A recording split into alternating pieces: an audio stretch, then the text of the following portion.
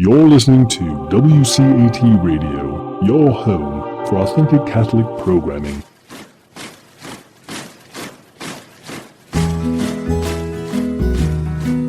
Welcome to the Catholic Mama, where you'll learn how to deepen and defend your faith, find comfort as we share the vocation of parenthood, and learn how to raise your children confidently Catholic.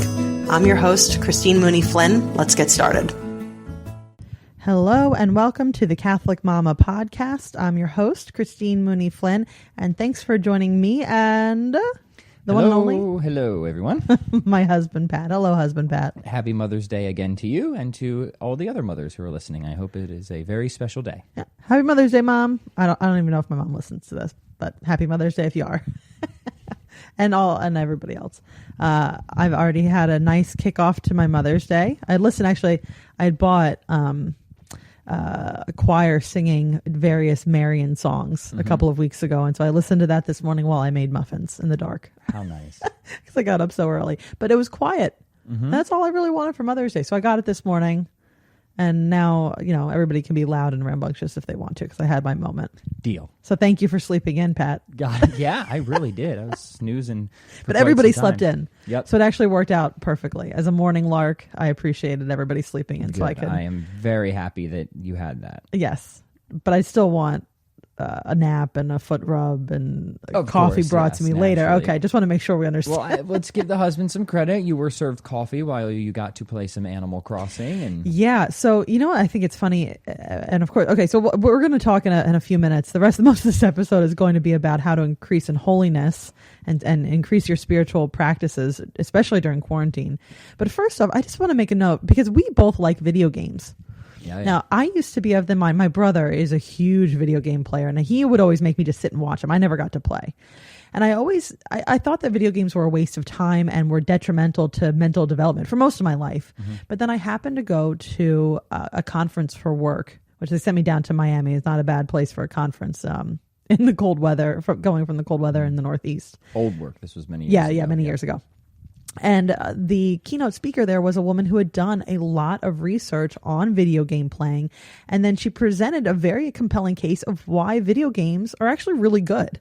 And it totally changed my mind about video games. And instead of just being a passive sidelines viewer, I became an active player of video games. I love them. And our whole family, I just know there's a lot of moms out there, or a lot of parents who are very uncertain about video games and the role that it should or could play in their families' lives.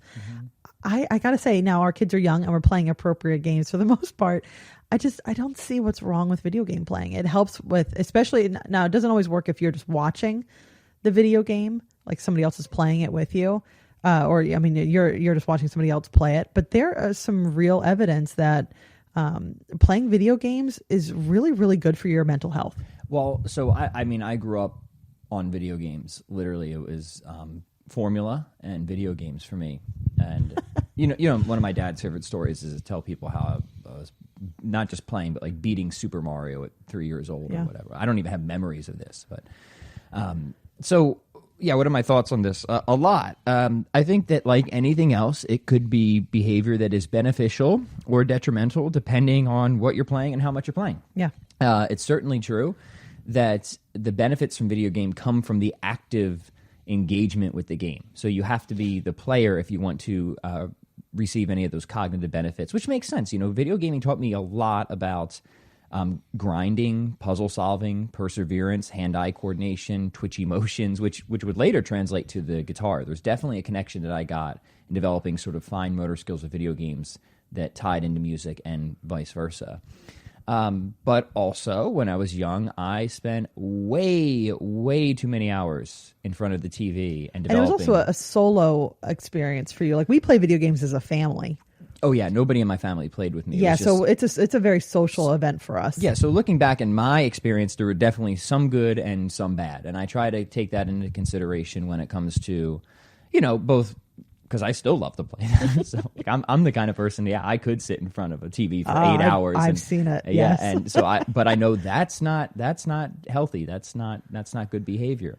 But it's very fun on certain days like today where we sit down and we all play Animal Crossing. Yeah, so it's just a nice game. It's such a nice game. If you guys don't know what we're talking about, it's for Nintendo Switch. And it is this happy little game that has been such a joy during quarantine, where you create this island life. And I'm actually not even big into like builder games like this. I love this game. It's super wholesome. You fish and you catch bugs and you build like gardens and yeah, stuff. you add fossils to a really cool museum. It's just been a lot of fun, and we take turns playing it. The kids get a turn, we get a turn, and we've just been enjoying as a family sitting down and playing this very sweet game where it's still kind of wintry out, and some days spring, some days there's snow in Wisconsin, and to be in the tropical island life together. And it's fun because everyone can contribute to the creative projects. So yeah, when it comes to video games, in terms of, the virtuous life or the spiritual life or, moral theology, I don't think it's something you can give like a blanket condemnation or a blanket approval of. It just has to be, okay, case by, like it's many nuanced. things else. Yep. Yeah, nuanced, case by case. What's the context? What's the game? And all this. But I definitely agree that there are many benefits that can be reaped from playing video games in an appropriate amount. But there's also many bad habits that could be developed as well. So, and also, again, just like, making sure that you are reading good books and watching good television or good movies. There are certainly games that are sinful and ones that are not.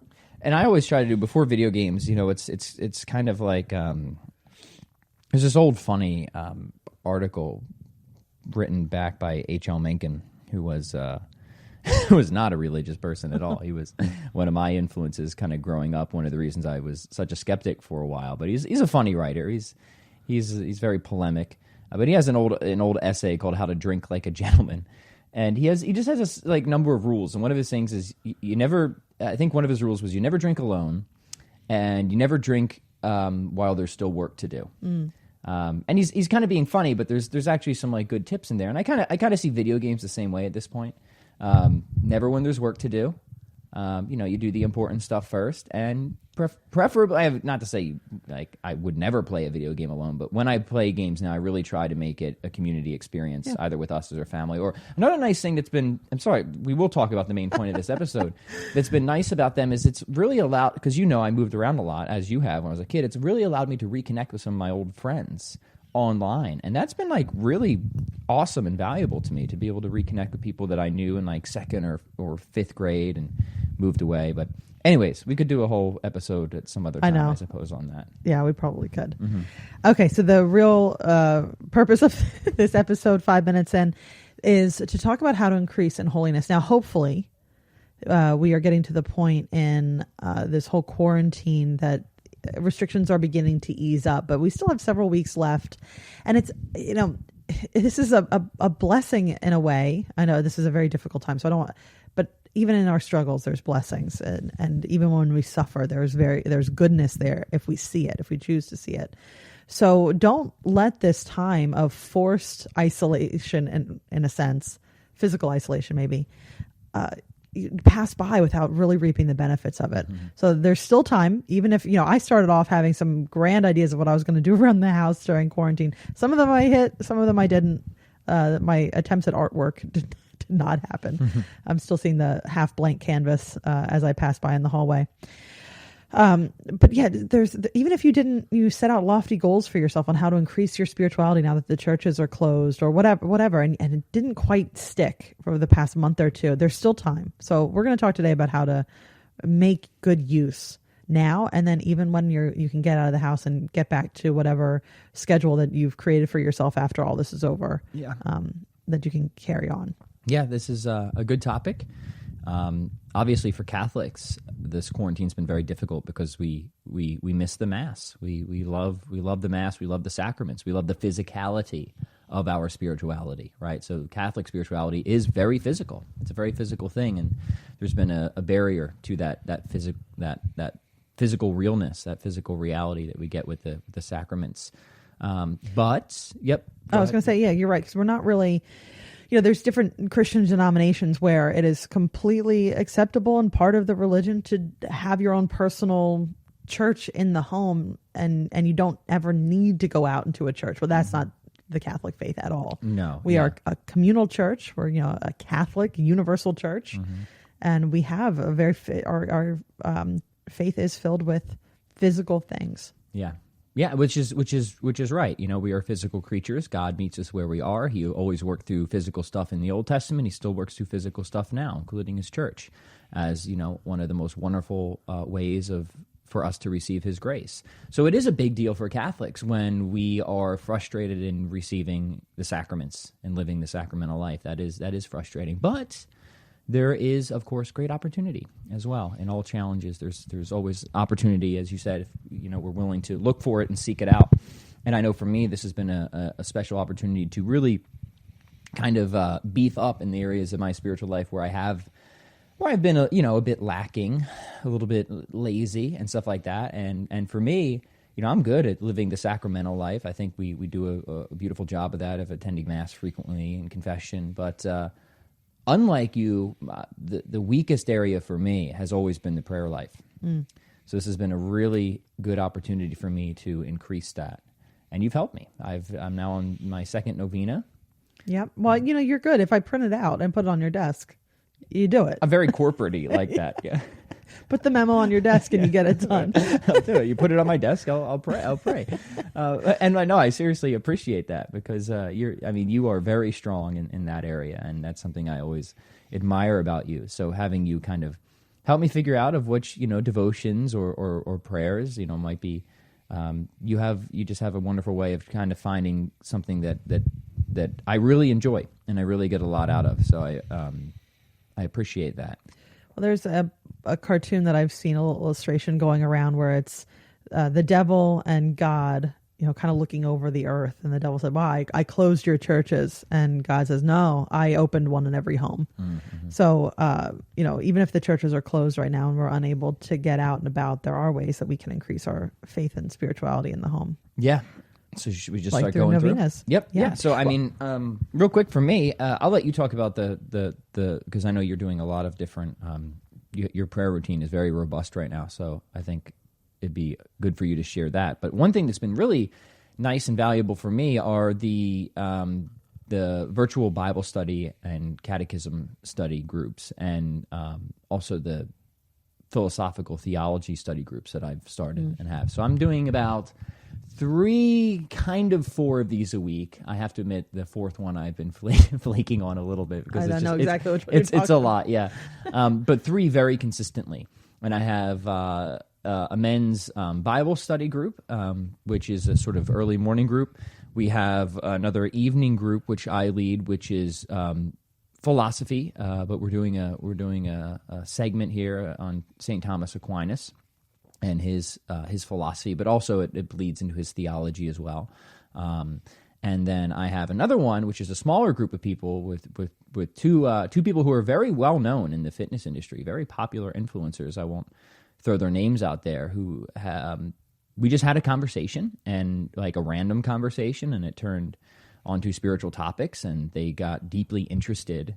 And we've just made it a weekly thing where we're just doing a weekly both Bible study and philosophy study. So we pick a book of the Bible we're going to read and discuss, and then we also pick a philosophy book that we're going to read and discuss. And these are people who aren't terribly religious practicing anyway, are they? No, they're not. They're not practicing religious, but they're moving there. That's interesting. Yeah. So it's I think that's that calls to mind.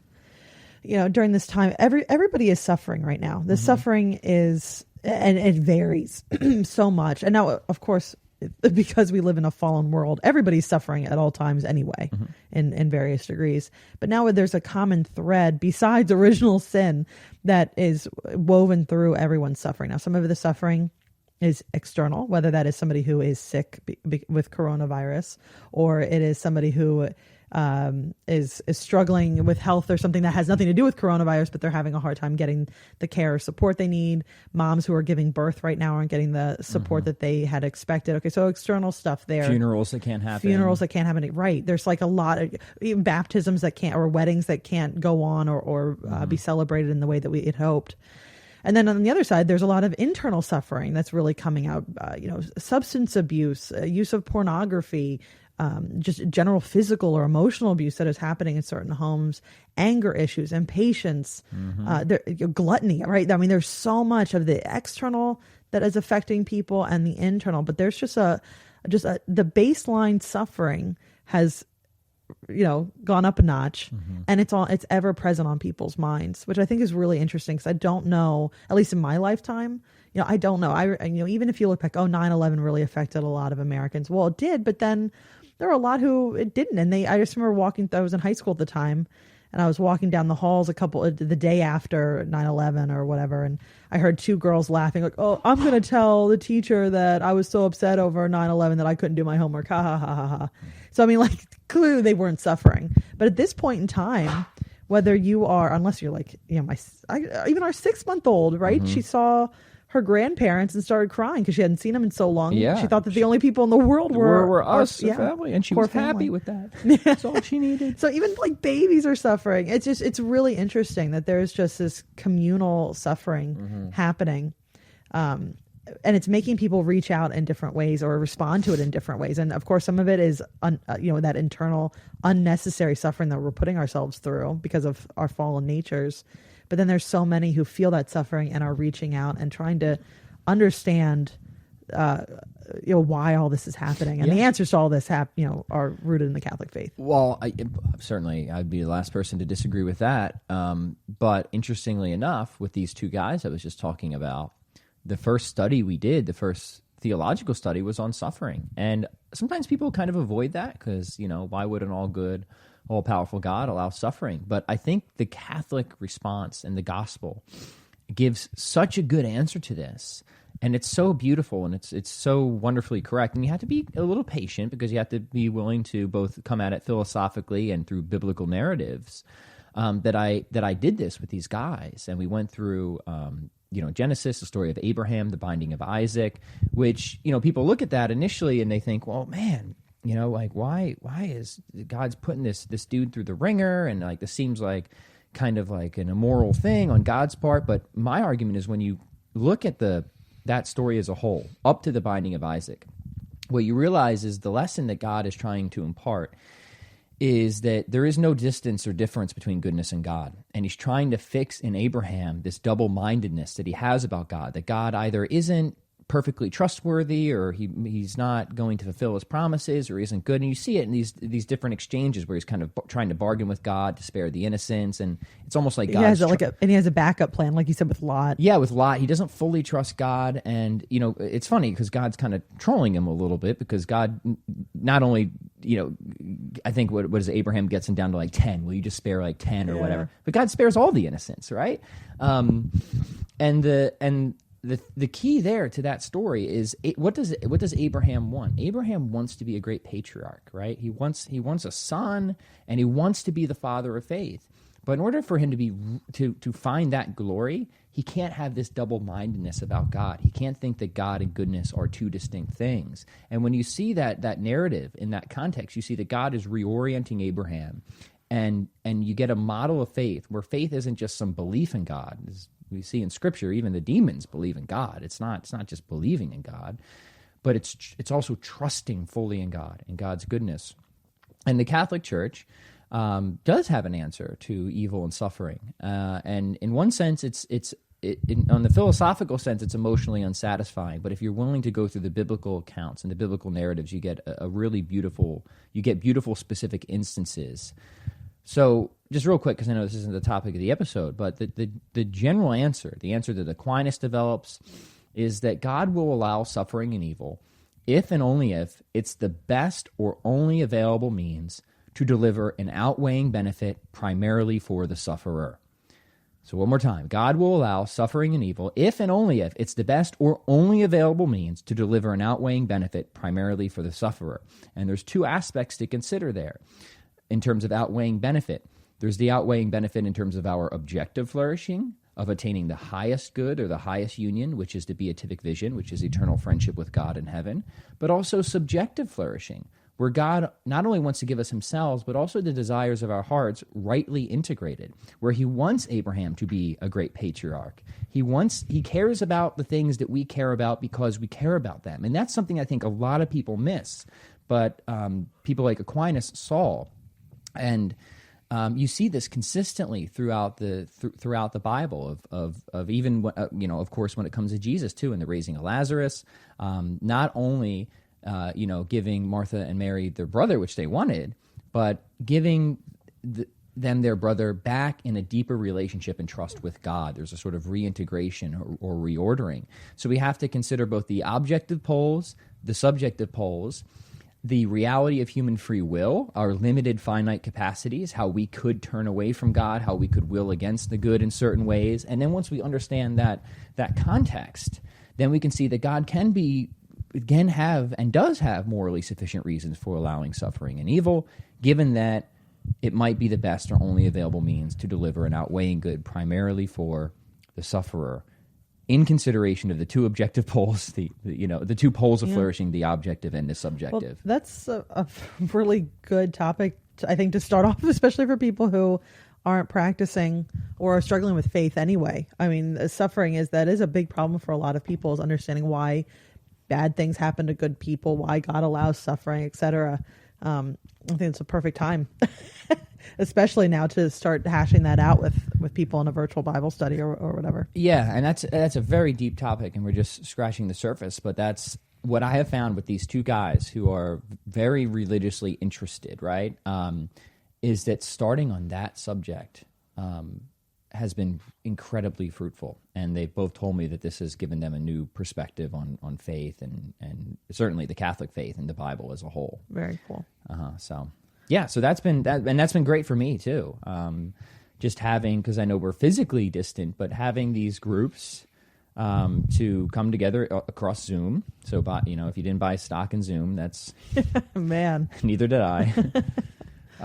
Has been a wonderful way to deepen my spiritual life and community spiritual life as well. Mm-hmm. Okay. So that's, yeah. Is that your main one, I would say? Oh, yeah, so the main one for me would... it's a both and. I would say the virtual Bible studies and theology studies and philosophy studies have been huge. And also the increased prayer. Those two together have been ways that I've found that a lot of good has come out of this otherwise difficult situation that might not have come out, that might not have been possible or have happened without this situation. Right. Yeah. Yeah. Oh. Okay. In fact, I don't see how they would have happened without this. Yeah. Or something like this type of situation. Mm-hmm. Yeah. I've noticed for me, I've been, right before all this happened, our oldest was asking me, like, man, do we have to go out every day? Can we just slow down, stay home? And I was looking at our calendar. I don't know how right now, looking at everything, all of our obligations, co-ops and everything. And then this happened. I'm like, all right, well, good timing. The problem though is that we found ways to be very busy around the house. But the one thing that I have that helping with my own spiritual life is realizing how much time I was occupied on my phone. Suddenly that seemed to be really noticeable to me. And I don't know if it's definitely a crutch on, what do I do? Well, I either leave the house and occupy myself, or I look at my phone. I was noticing that a lot. And so I couldn't leave the house, but I started noticing how much I was on the phone. So that certainly helped me during this time, is to increase my own spiritual practices by freeing up time for spiritual practices. And I don't know if I would have known that otherwise. So if you don't already pay attention to how much you look at your phone, if you're on at least an iPhone, it'll tell you how much time you spend screen time every day. You. Yep. And then I love it because on Sundays I get a little notification, ring-a-ling-ling, that tells me how much my time has increased or decreased over the week. And since I noticed that, I didn't really pay attention before. Every week I hope that, and I've made a concerted effort to have that time go down. So according to my phone this week, I've spent 13% less time than the week before. So that's just been an interesting thing. And instead of it's just, just as you would expect, being home and having limited access to certain things, or not getting to distract yourself like you normally do from everyday life or from boredom, whatever, you're forced to come face to face with it. And I was forced to come face to face with, I leave the house and I try to fill up any other free time with with looking at my phone. Now, that's not to say I spend a lot of time off my phone. Most of my time is off my phone. I don't mindlessly scroll usually, but it's just been interesting to see that there is still this unnecessary distraction that I try to put in my life. Yeah. So that's I'm guilty too of that. Yeah. Well, okay. So, I mean, I know you mentioned the prayer life. I was able to, I'm a big person, big believer in block scheduling. And that's where you look at your day and you might break it out into 30-minute increments and fill those increments with, the highest priorities, which would be caring for the loved ones that you are in charge of. As well, the highest priority is your relationship with God, then being a partner to your spouse, then being a parent to your children, and then being a provider. And so, I did a self audit, looked at my schedule and filled it up with good things, starting from the top down, which the top was my prayer life. So I know we talked about in How to Pray 101 in an episode a couple weeks back. But yeah, man, most days it's not perfect. It's not every day. And some days I've noticed that I don't want to pray. And that's something that I've been grappling with and choosing the better option, which is to pray, even if I don't want to. Developing that discipline has been really interesting. Yeah, it's amazing how similar it is to working out, So for people who are listening, my primary business is in fitness. And for many, many years, even back in college, how I paid my bills in college was personal training. And it's just such a consistent thing where people say, I know I should do this. I know this is good for me, but sometimes I just really don't want to. And it goes to show how our will can be bifurcated at times. We can have a higher order willing of what we know is good for us, and these sort of, lower order wills or willings that pull us in different directions away from that higher good. Well, it's just like what you mentioned with Abraham's double-mindedness. Sure, yeah. And there's a whole bunch to learn there in terms of sanctification and justification as well. But, it's like you said, and I often say that I've found that a lot of the advice that helped me when I struggled with this, because I'm the same way in fitness, right? I get my workouts done, but there's days where I'm just like, I just really don't feel like doing this. But, or music or writing, where you just sometimes, the mojo isn't there. And there's ways you can do it and get yourself started. So, think of ways of lowering the barrier to entry. So just to give an analogy to working out, okay, maybe you don't feel like you have the energy for an hour-long weight training session, but what about a 10-minute, what about a 10-minute workout? Maybe just some body weight or some, a brisk walk or something like that. And sometimes once you just get moving, you feel totally different, you feel better, and you keep going. And I've noticed that's so true for prayer. One time where God's grace just completely takes hold of you. I remember I went to adoration right before all this quarantine started, and I really didn't feel like going. I just had a million things on my mind, a bunch of projects with a bunch of deadlines, and I'm like, all right, you know what? But I kind of tricked myself by saying, I'll just go for 10 minutes. I'll just go for 10 minutes, right? I can do 10 minutes.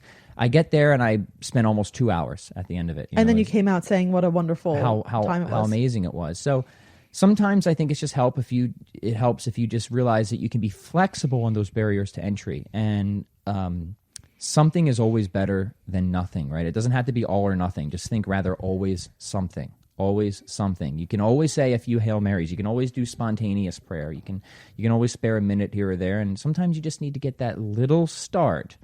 And sometimes that will be it. I want to be honest. Like sometimes I do my the little start, and then that's it. For the day. Or I do just a few exercises, and that's my workout. But it is better consistently than nothing. over time, you will have really built something very special in terms of a habit and both spiritual health, physical health, right, or whatever. Yeah. Consistently over time, if you opt to do something over nothing and opt to dismiss that all or nothing feel that a lot of us have, you will develop a discipline that wasn't there otherwise.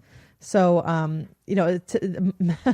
May is, our month that we devote to Mary, the Blessed Mother. So, if you don't already pray the Rosary, if it seems like it's too much for you, I would highly suggest just starting with a 1 decade. So 1 Our Father, 10 Hail Marys, 1 Glory Be. If you want to hop in and do a Fatima prayer as well, the short Fatima prayer, that would be great too. But if you don't already pray the Rosary consistently, start there. I remember the first time I started praying the Rosary, I would get through one decade, and it felt like I was, the first time anybody goes jogging and they run for 5 minutes, they're like, how is it only 5 minutes? Oh my God, you're sweating, your face is red. Yeah, especially if you've been not exercising for 30 years, that's going to feel like a lot. Same thing if you haven't, for like me, if you've never prayed almost your entire life, and then you see the prayer lives of other people who are essentially like spiritual athletes. It can seem really intimidating at first. Yeah. Even a few months ago, somebody telling me that I would be praying 20 full mystery, the full 20 mysteries of the Rosary every single day, plus a Divine Mercy Chaplet and 2 novenas. I'd be like, no, I can't do that. But with God's grace, you sure can. And that's the thing to keep in mind with prayer is that so much of all the good stuff we do is cooperating with the grace that God is giving us. So if you're struggling with prayer, pray about it. Help me. Yeah, there's been many times. God, help me pray. Help me align my will to yours. Help me get this done. So I mean, look, if you're not already praying the Rosary, start. And you can start small if you need to. Don't overcomplicate it, and don't feel like it's not worthy of doing it all if you can't do it all. So pray the Rosary. If you're already praying the Rosary, add another one in, or add just another decade in. Just grow that faith, because Mary did ask when she appeared at Fatima. She did tell us to pray the Rosary every day, and it wasn't just one set of the mysteries. It was all the mysteries. And I want to emphasize that prayer has a real effect in the world, even if you don't always feel special when you're praying. And it's like exercise. Like sometimes you just don't feel like, you don't feel like that was a great workout. But no matter what, doing exercise always has a real positive effect for your health, right? Even if, you just didn't feel like it was that great, right? Same thing. Prayer is really efficacious. So every prayer that you make, every time you do you pray the Rosary, you're doing something really, really good, really good. So I guess what I'm saying is feelings are not important. Like, feelings matter, and you want to feel good, but it isn't all about feelings. It isn't all about feelings. You're doing something that's also good for yourself, like we said, but good for the whole church when you pray. So it's not just about you. And also, invite others to pray with you, whether these are people who are alive with you now or the saints in heaven. Ask them to pray along with you. I certainly have. And which brings me to probably the next point is the novenas that we've mentioned here or there. So May is a perfect time to do, Mary is referred to as the undoer of knots. I always think about that. Actually, when I pull my Rosary out of my pocket, or if I have my crucifix on my necklace and it's tangled up, I ask Mary to help me undo the knot. And usually it happens like that, the knot in the Rosary comes out. But May is a great time. I mean, what a great time to... The knot of Eve's disobedience was loosed by Mary's obedience. Is where we get that from. Yep. Good point. So now, especially as we are forced, in a sense, to look inwards to ourselves and our own spiritual lives, ask Mary. This is a great time to do a novena to Mary, the undoer of knots, to undo the knots in your spiritual life or whatever's keeping you from full communion with God that's in your power to change. Yeah. St. Joseph the Worker, his feast day was earlier in this month. Well, now's a great time remember St. Joseph, the chaste spouse of Mary, is the protector of our church. Well, what a great time. I mean, the devil is trying to attack the church by closing it and trying to discourage us in our faith. That was a great time to pray and do a novena with St. Joseph. Maybe you could link the novena that you gave me in the show notes, because I thought that was just such a beautiful novena. Yeah. I really got a lot out of that. Yeah, this one is there, and I was talking about this with Claire Dwyer, who was on the show a couple of weeks back, and she's very well versed in all the saints. And what she's noticed and what it seems is that there is a great interest and pull towards St. Joseph right now. I mean, look, authentic masculinity, St. Joseph, protector of the church, St. Joseph, a model spouse and Christian, showing that you don't have to do big, bold things to be a really, a really powerful Christian in your own lives. St. Joseph. It keeps coming back to St. Joseph. And there's a wonderful prayer that you, I think it was one of the popes, Pope Leo the 13th, I could be making this up, I have to look, had written, and encouraged people to pray to Saint Joseph after the Rosary. We've implored the help of your spouse. Please help us in this now, Saint Joseph. So I'll link that as well, because I've been doing that at least after one of my rosaries every day. Great. The Divine Mercy Chaplet. Also, that's a quick one. It's like 10 minutes or less. And I love that one. It's just the whole rhythm of that is just so soothing to me. So I would say, yeah, it is. It is. It's like it's a good breathing exercise. Yes. But if you're curious about what kind of novena to pick, well, one thing I've done is I have kind of gone all in on praying for a particular person's conversion to the faith. And so, wow, what a better saint to pray and do a novena to than Saint Monica, Augustine's mother. Yes. Right. And she did not I love the wording on the novena that I found for this. And I'll also link this. Like, you didn't scream at your son to make him change, or scream at your husband to make him change. You just, your pleas, your heartfelt pleas to God is what changed everything. So I've been praying a novena to Saint Monica. So I would say, if you're curious, pick somebody to pray for, or pick a particular, there's a saint for it, whatever it is, whatever anybody's going through, whether it's you or somebody else, there is a saint to help with that. So why not focus? I think that's a very interesting way. And also along the way, to help encourage your spiritual life, learn about that saint. Yes. The saints have been, it was a saint, St. Thomas Aquinas, that ultimately brought me into the Catholic Church. So that's one of the most wonderful things about being Catholic, is we just have such an army of saints that chances are, if you, I don't even want to say chances are, guaranteed, if you're struggling with something, you're going to be able to find a saint that you can. Oh yeah, absolutely. You can go to. Absolutely. There's one for every profession, every ailment, every trouble that you might have, from writer's block to blocked bowels. You're going to find. It's true. You're going to find a saint. So why not learn about? This is such a great time to do a deep dive, do a novena to a saint, pick a problem, do a novena to a saint. And learn about that one. I started reading a book on St. Dominic simply because we started going to a church for daily mass, St. Dominic's. And also St. Dominic appears often with a dog. And I wound up dressing our 2-year-old up for All Saints Day last year as St. Dominic, because she loves dogs. And so suddenly I'm learning about him, and it's been really interesting. Yeah. Something I might not have picked up otherwise. The other thing I'll add just real quick here on the prayer side, especially since the weather is getting nice. I figure since it's getting nice in Wisconsin, it's probably fair to say it's probably getting nice in a lot of other places as well.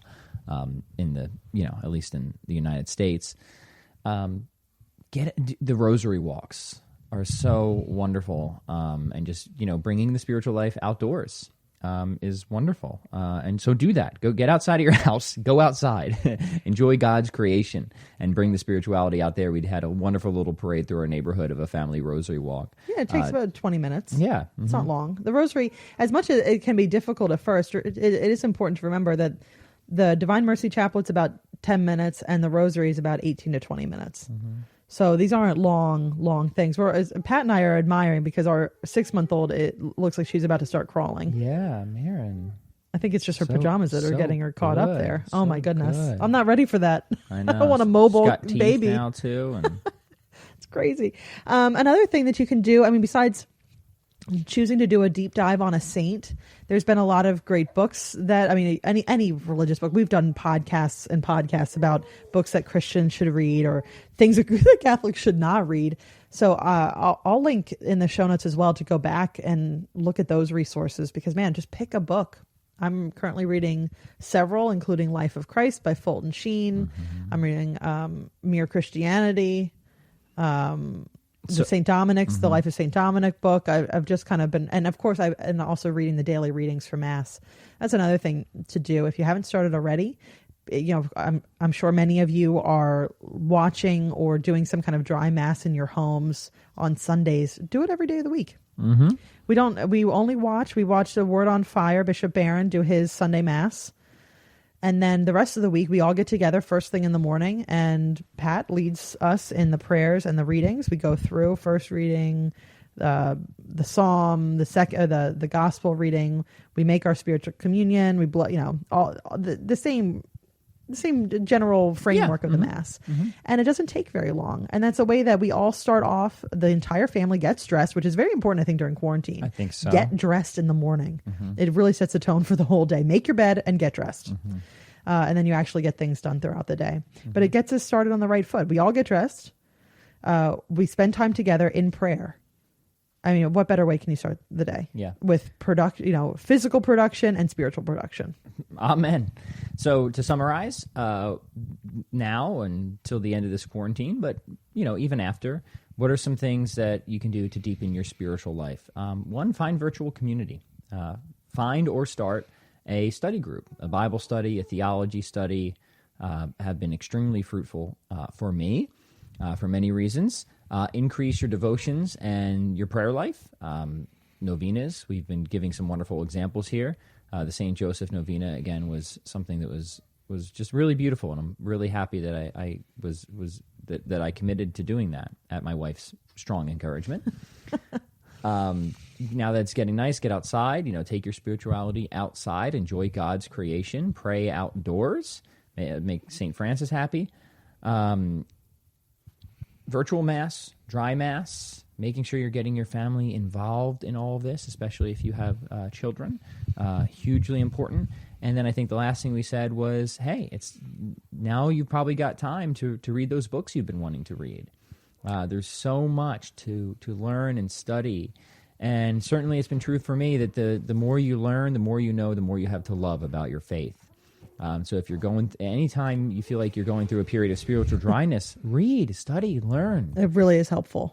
It's just, unpacking so much of the beauty and glory of God's revelation will do so much for your spiritual life. And that's a huge pet peeve of me is like people kind of stop at first grade theology. And that's such a shame. We are rational beings. God wants us. It's faith and reason. So. And actually, I just want to add two more things. I guess three more, actually, very quickly.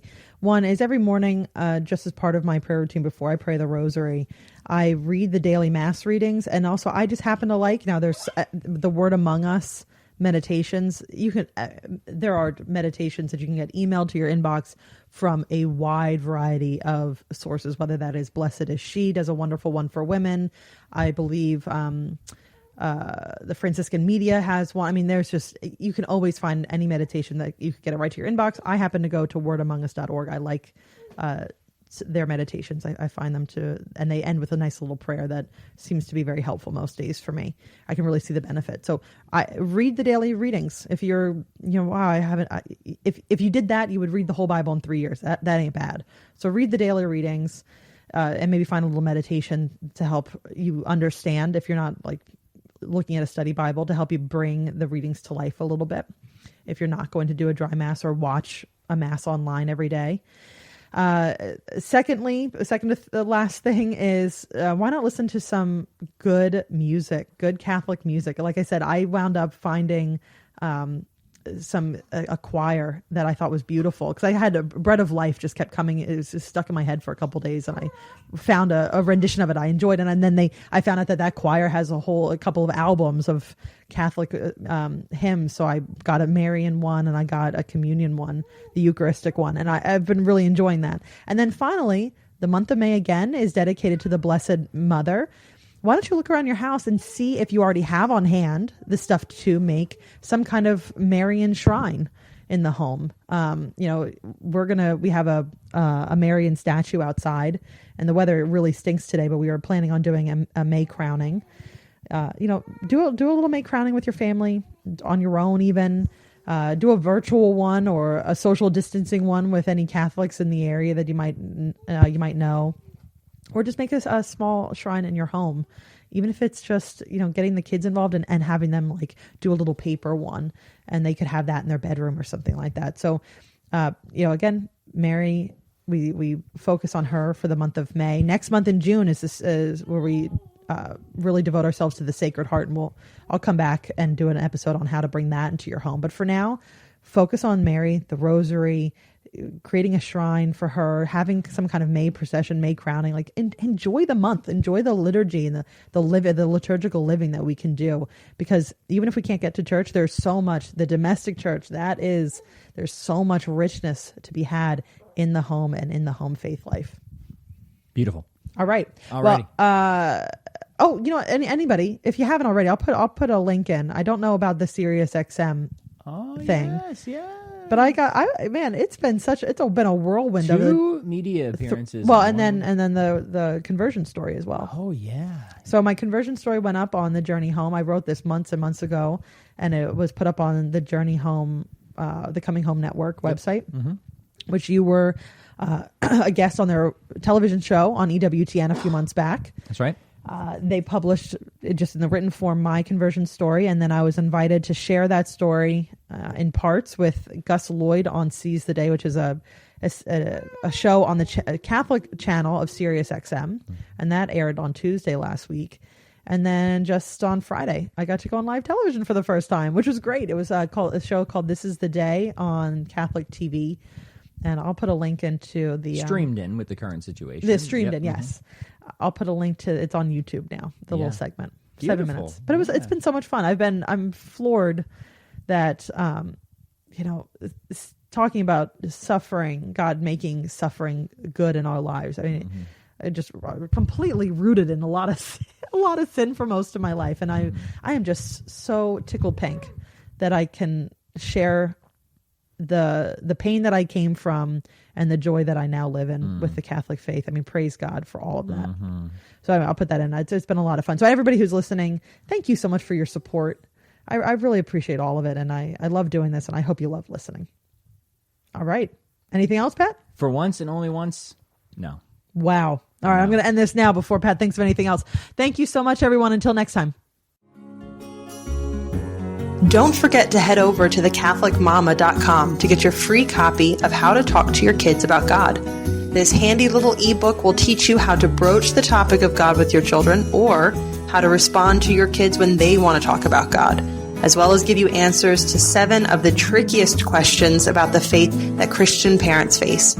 You'll love the easy-to-understand grown-up answers, the pared-down but not talked-down answers you can share with your kids, plus recommended resources if you'd like to deepen your understanding of the topic. Get yours free at thecatholicmama.com. Hello, God's beloved. I'm Annabelle Mosley, author, professor of theology, and host of Then Sings My Soul and Destination Sainthood on WCAT Radio.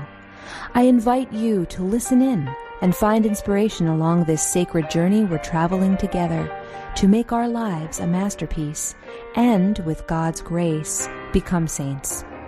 Join me, Annabelle Mosley, for Then Sings My Soul and Destination Sainthood on WCAT Radio. God bless you. Remember, you're never alone. God is always with you.